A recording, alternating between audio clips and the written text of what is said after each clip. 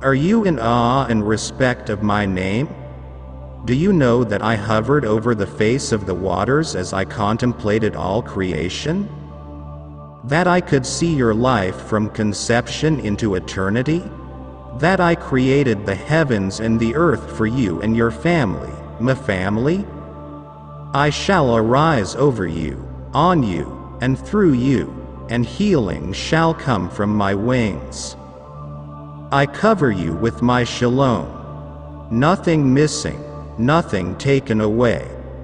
I bring you healing, restoration, and victory. Like the leaping calf, you will have youthful energy and joy because your enemies have been defeated. Evil is real, and it's strong. But I am more real, and infinitely stronger. I defeat your enemies, all of them, sooner or later. Put on your dancing shoes, and prepare to dance. Get ready to leap over the ashes of evil.